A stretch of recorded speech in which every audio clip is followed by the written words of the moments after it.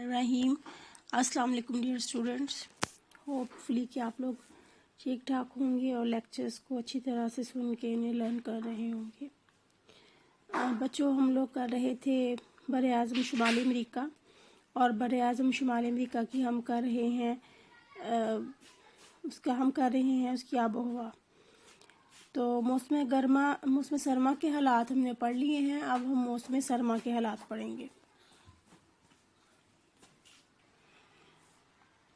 आज हमने करने हैं मौसम गर्मा। अच्छा, मौसम गर्मा में बुलंद पहाड़ों पर सिर्फ जो है वो दर्जा हरारत कम होता है, लेकिन बाकी सारी जगहों पर दर्जा हरारत जो है वो ज़्यादा होता है। तो रियासत मुत्तहिदा अमेरिका के मशरक़ी और मगरबी साहिल, जनूबी रियासतें जिसके साथ वाक़या हैं, मैक्सिको की रियासतें, यहाँ सारी जगहों पर दर्जा हरारत काफ़ी ज़्यादा होता है। तो शुमाली अमेरिका के जो बेशतर इलाके हैं वहाँ पर दर्जा हरारत में बहुत ज़्यादा फ़र्क पाया जाता है। और ये फ़र्क हमें ये जो टेबल बच्चों आपको नज़र आ रहा है, सालाना तफावत आपने पढ़ा था, जनवरी और जुलाई का भी आप देख लें, और जो तफावत है इसका वो भी देख लें, तो आपको पता चल जाएगा कि कितना ज़्यादा डिफरेंस है दर्जा हरारत में। अच्छा, इसके बाद देख लेते हैं कि बरे आज़म शुमाली अमेरिका में बारिश कहाँ कहाँ होती है।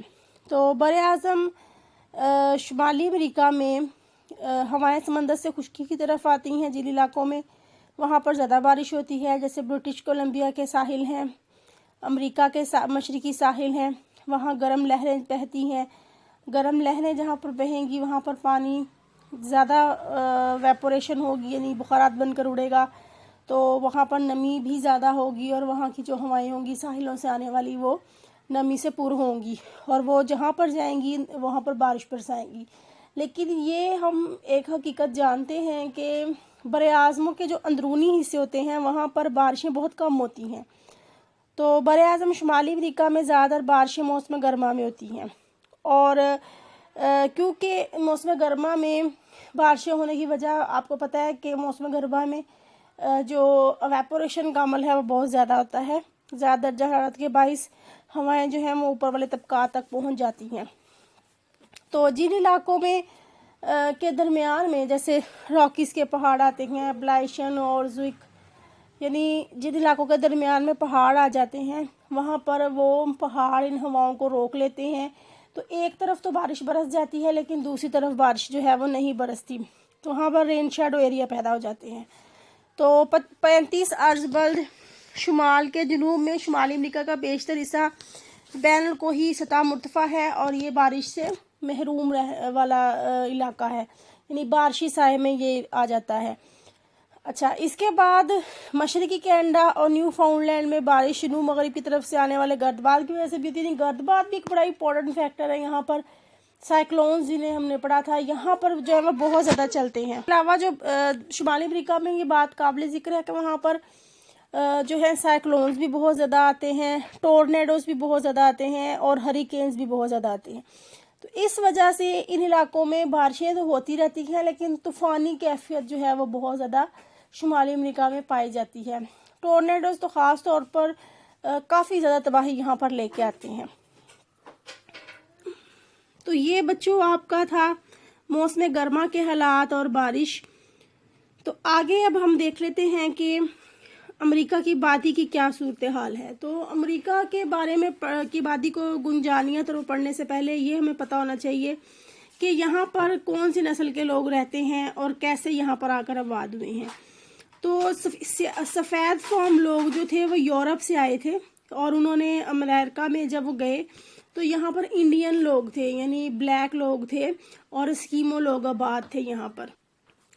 तो इस वक्त यहाँ पर आबादी बहुत कम थी, तो इन आबादियों के साथ स्कीमों के साथ लोग घुल मिल गए।